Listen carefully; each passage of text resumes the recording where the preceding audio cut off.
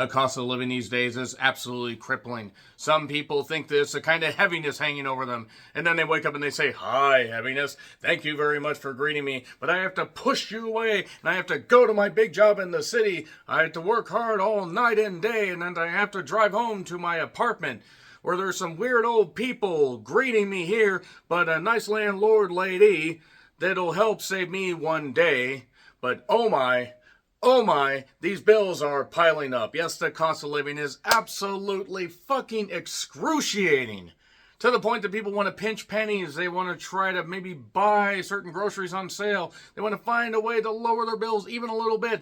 Speaking of which, that monthly wireless bill can be absolutely crippling. It can feel like an albatross dragging you down. And some people will go to any lengths to save just a few pennies on their monthly wireless bill. Even murder. Bad Connection was written and directed by Jake Helgren and was written by Stephen Wells, who I'm just going to assume is related to territorial jobber George Wells. I don't think he is, but I'm just going to go with that. This stars Dana Davis. I'm sorry, True Lies took over me right there. She plays Nina. No, there's no Pinta or the Santa Maria. She's a waitress that has a significant other named Mark. Oh, hi, Mark. Who is a well-to-do individual that takes random jobs. He knows people all over the goddamn, club scene, and he is willing to work hard to make sure that he gives Nina the best life possible. She's a waitress. He's a wannabe author that is working on his book, and he really loves her, and they're going to make things work. Well, then one day her phone gets damaged. I'll talk about why in the spoilers. She needs a new phone, and she ends up with a phone that was found basically on Craigslist. A phone that has a certain bit of video on there that somebody wants back by any means necessary. That's about it right there. Basically, Nina has to run from a deranged killer that wants that phone back, and nobody is going to stand in his way. Mainly because he keeps knifing them, as a deranged killer will do. That is about your lot. That sounds like a 25 to 30 minute short film, doesn't it? This is 80 goddamn minutes. This is 80 fucking minutes, and it is excruciatingly dull. And while I will admit that the dynamic between Nina and Mark is fine, that at least they seem to try with the couples aspect, realistically, this also features some of the most bland, basic bitch concept, and just scene formatting that I have seen in any horror movie in fucking goddamn years. This is not even close to the worst horror movie I've seen. But it is a very bland one, a very boring one, and while I can take low budget, dear God, there were so many questions that I had while watching this. How did the killer get over there? Why in the world are these characters so monumentally stupid? Who lit this shit? Who thought that those were the good takes to go with? Who thought maybe we shouldn't retake that? No, we can't do that. Look, again, I could take low budget, I could take this, but I'm sorry. If you can catch us on, a streaming service, you can give it a shot. Maybe you'll feel differently. I pretty much just goddamn hated this. I mean, the potential for the idea to work, it wasn't the worst in the world, and a simple concept can work, but this was ridiculous. And then it introduced characters that had nothing to do with the goddamn thing except for bodies to pile up, which is fine if you actually have somebody worth rooting for. And Nina, well, yes, they try to give her a little bit of a character. They then will pile a bunch of shit on where I'm like, okay, now they're just giving her every goddamn egg in one basket. Literally, in one case. And I'm sorry, but it just limps to its goddamn conclusion. It's kind of an amalgamation of various slashers, including even a bit of Halloween 2. Yeah, that might be a bit of a spoiler, but trust me, spoiling anything from Bad Connection will not haunt you until your dying fucking days. It's on Amazon, Freebie, or on Tubi if you want to check it out. I'm going to get into spoilers. I didn't like this. I'm sorry, I didn't like this. I got nothing against the cast. I don't wish the director or writers any, ill will. I hope everybody goes on to do bigger and better things. But as far as this film, I pretty much fucking hate it. 3, 2, 1, spoilers. So, yeah, basically, these young hoodlums named Hoodie and Snapback, those are great goddamn names, they end up ripping off one guy who's just at this convenience store, but we don't see his face. They steal a ring, and they also steal a phone. Well, it turns out this ring has something to do with a particular crime. So's the phone. The phone has a snuff film. And that's what the killer is trying to fight to get back. He does end up killing one guy to get the ring back. And then we get the phone map track opening credits. It kind of reminded me of the computer from Doom. If you get it, you get it. There's this one customer that's very, very rude to Nina and Eva, or Ava, however you say it. And he kind of pushes her phone into some dirty dishwater. So now her and Mark are struggling to make ends meet. They live in a really cracked out apartment. I mean, this is like a dive of a goddamn apartment. They have a good landlord, Miss Wen.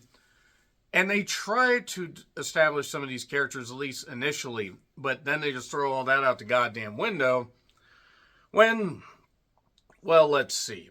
Mark talks about all the great things he's going to do for her. He's going to pick up odd jobs. He's going to do well. He wants to give her a good life. Wants to get her a ring. They could get married. He could build her an art studio because she's a painter. And it turns out that she's actually pregnant. That's going to factor in a little bit later on. Especially with the way she keeps acting.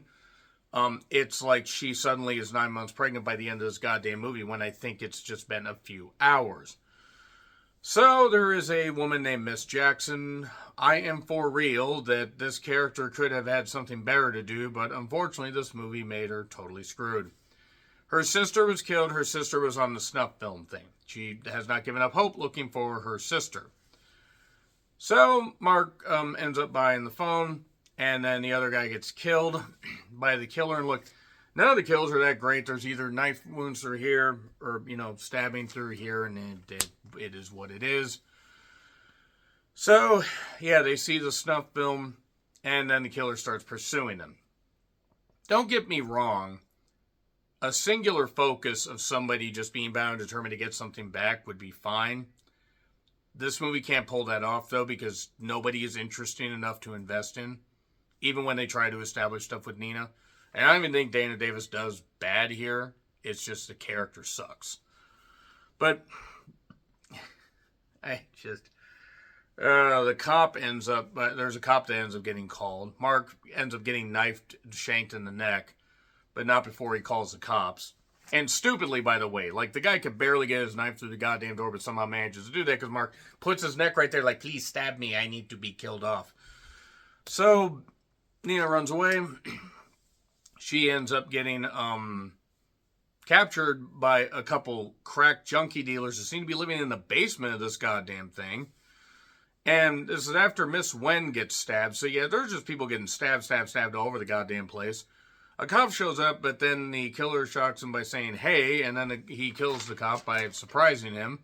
Only 30 years from retirement. Damn. Yeah, and then we have a guy named Spoons and Traps, and I believe Traps is the main girl that was in Unfriended. Yeah, they talk about trafficking her. This is over a few scenes, and really they're just two bodies to kill, but the thing is it's not like, oh, I want to see these people die. Like, why are these characters here? And then Oscar, the boyfriend of Ava, who's the friend of Nina. I don't really care about these characters, so forgive me if the names are already escaping me. They arrive and they end up taking it to the killer. The killer after he kills Spoons and Traps and just, killing these. She offers the phone and everything. And then he starts to take a video of her like he's going to snuff her out. But then Oscar ends up beating him up a little bit. She kind of, manages to get away. But then Oscar and Ava end up getting sent over the side too. In a really, really stupid way. When this killer can seemingly be invincible, but then is taken down easily. Like, this killer is easily outsmarted 1 minute. And then fucking Superman where he can take down two people. I mean, yeah, two idiots, but still. And then, basically, a cop from earlier, Detective Berlin,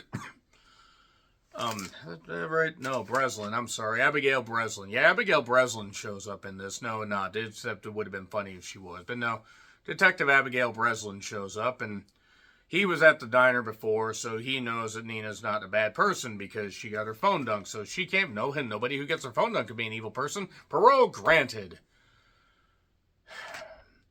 So Miss Wen somehow is still alive throughout all this.